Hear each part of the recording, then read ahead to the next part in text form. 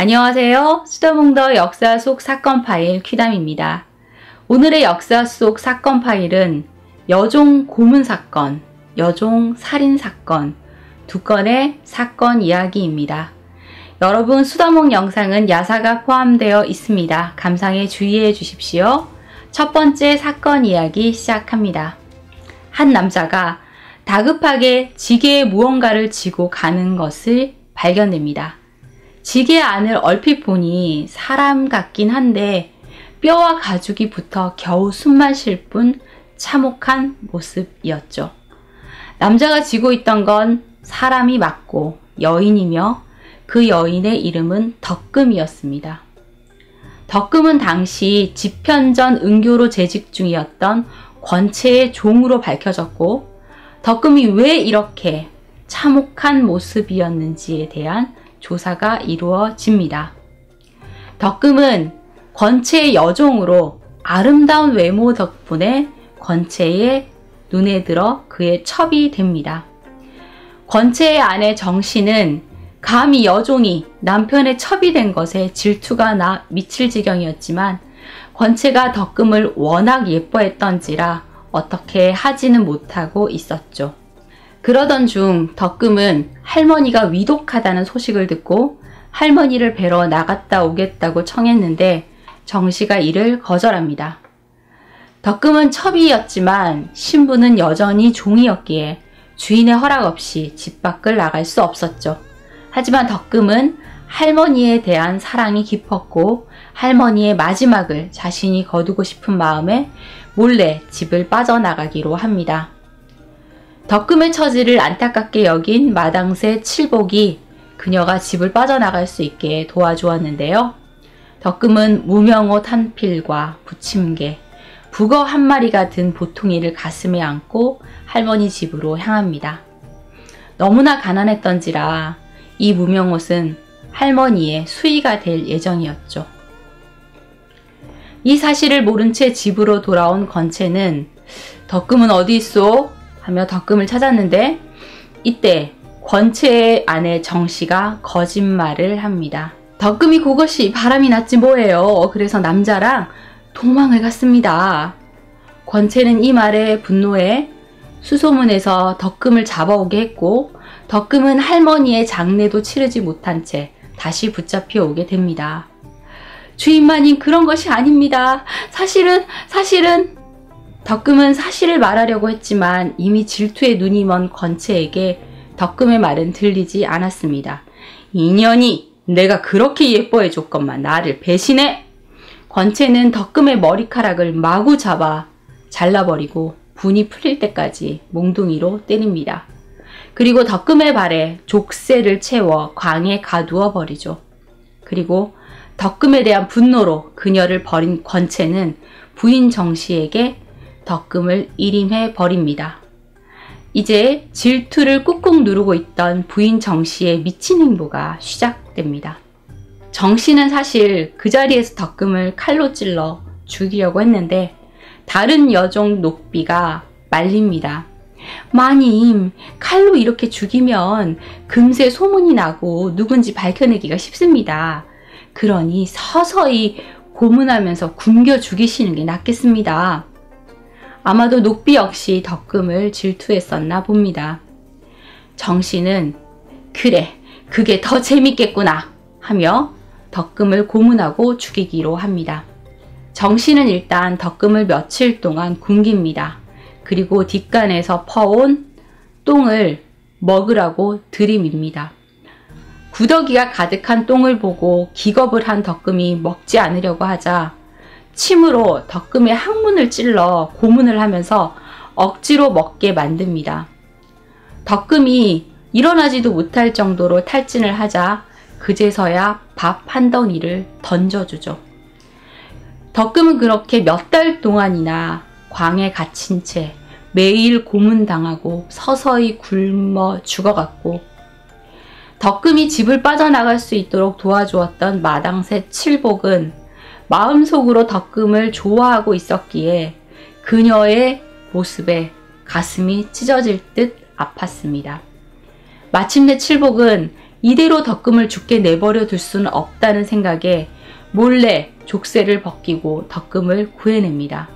그리고 덕금을 지게에 얹고서 집을 빠져나왔는데요. 그때 마침 그곳을 지나던 형조 판서 노환에게 그 광경이 목격됩니다. 1427년 세종 9년 8월 20일에 발생한 사건입니다. 형조판서 노환은 사건의 경위를 조사하고 입궐해 세종에게 보고를 합니다. 신이 길에서 한 노복이 무슨 물건을 치고 가는 것을 보았는데 살펴보니 사람이긴 하나 가죽과 뼈가 서로 붙은 참혹한 모습이라 놀라지 않을 수 없었습니다. 이는 지편전 은교 권채의 첩인데 권채가 그 첩이 도망간 것을 미워해 가두어 이 지경에 이루었다고 합니다. 이 말을 들은 세종은 즉시 자세한 조사를 하라고 명합니다. 의금부에서 다시 조사를 하는데 권채는 나는 덕금이 학대받은 사실을 알지 못하오 하며 자신은 몰랐다는 주장을 하죠. 내가 집현전 일에 몰두하고 있는 동안 아내가 덕금을 학대한 것이라고 나는 전혀 몰랐소. 집안의 종들도 권채의 말에 힘을 실어줍니다. 하지만 권채와 그의 아내 정씨, 여종 녹비와 덕금의 진술이 엇갈렸고 각기 다른 말을 해서 수사는 난항을 겪게 되는데요. 그렇다고 해서 이들을 대질신문할 수도 없었죠. 종이나 신분이 낮은 사람이 주인이나 신분이 더 높은 사람을 고소하거나 그에 관련해 당국이 조사할 수 없게 만든 부민고소 금지법 때문이었죠. 법이 이렇다 보니 의금부 간원들은 사건의 진상을 조사하는데 어려움이 있었습니다. 하지만 끈질긴 수사 끝에 난 결론은 권채가 덕금의 학대 사실을 알고 있었지만 묵인했다는 겁니다. 의금부 제조 신상은 이 사람은 글만 배웠지 부끄러움을 알지 못합니다 라며 권채를 비판하기도 했죠. 세종 9년 9월 3일 권채는 파직되었고 그의 아내 정씨는 곤장 90대를 때리는 것으로 판결내었는데 속전, 그러니까 곤장 대신 돈을 내고 풀려나게 됩니다. 그리고 더 어이없는 건 권채가 곧 복직되어 당당하게 관직 활동을 이어나갔다는 겁니다. 뛰어난 문장가였던 권채가 남긴 글 중에 최고로 꼽히는 것은 인간의 예절과 도리에 대한 내용의 책인 삼강행실도의 서문입니다.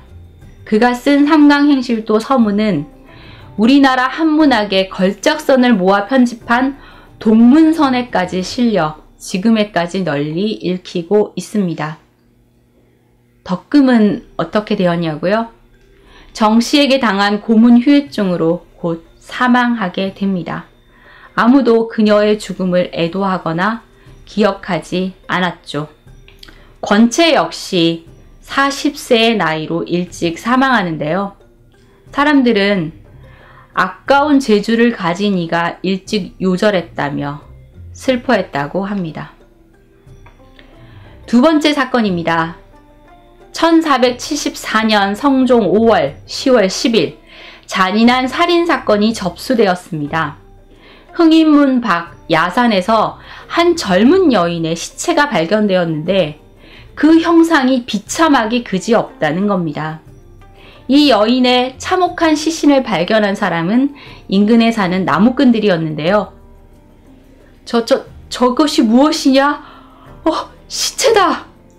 깜짝 놀란 나무꾼들이 한다름에 야산에서 내려와 한성부 동부의 관령에게 신고를 했고 한성부 동부에서는 사건 조사와 검험을 하게 됩니다. 시체는 며칠 동안 야산에 방치되어 있었지만 10월이라 날씨가 쌀쌀한 편이어서 부패하지 않고 온전히 보존되어 있어서 검험을 하는데 지장이 없었습니다. 버드나무 잎사귀 모양의 상처, 살아있을 때 찔린 상처로군. 목숨이 끊어진 후에 찔리면 상처가 벌어지지 않지만 사람이 살아있을 때 칼에 찔리면 상처가 버드나무 잎사귀 모양으로 벌어지는데 이것을 유엽상이라고 합니다. 이 시체의 상처가 유엽상이었던 거죠. 그리고 시체의 가슴에는 붉고 푸른 점이 있었습니다. 이것은 불로 지진 상처로 인두 모양을 하고 있습니다. 살아있을 때 난 것인가? 예, 살아있을 때 불로 지지면 살이 타들어가면서 이 주변에 살이 오그라듭니다. 이 시체에는 가슴뿐 아니라 얼굴과 음부에도 인두로 지진 흔적이 있었습니다. 여인의 시체는 피투성이었고 머리가 깎여 있었고 온몸은 흉기에 찔려 있었으며 불로 지져진 상태였습니다. 한성부 동부는 목격자 탐문 수사를 벌여 이 젊은 여인의 시체가 북부에 사는 참봉 신자치의 여종 돌이라는 사실을 밝혀내고 수사를 시작했고 곧 이 여인의 죽음에 대한 진실에 접근하게 됩니다. 잔혹한 죽음으로 발견된 여종 도리는 신자치의 집에서 거느리는 여종에게 태어나 대를 이어 여종이 되었습니다. 도리는 어렸을 때부터 예쁜 아이였고 자라면서 점점 더 아름다운 여인이 되어 갔습니다. 그런 그녀에게 흑심을 품은 신자치, 결국 도리를 겁탈하게 됩니다. 주인의 명을 거역할 수 없었던 여종, 하나의 인격체가 아니라 주인의 소유물, 물건 취급을 받던 종의 신분으로 그대로 당할 수밖에 없었고 억울함을 호소할 길도 없었죠. 이후 밤마다 신자치의 놀이개 노릇을 하던 도리. 이런 일이 반복되자 도리가 신자치가 도리를 품은 것을 신자치의 아내 숙비에게 들키고 맙니다. 숙비는 질투의 눈이 멀어 신자치가 아니라 도리에게 분노를 표하게 됩니다.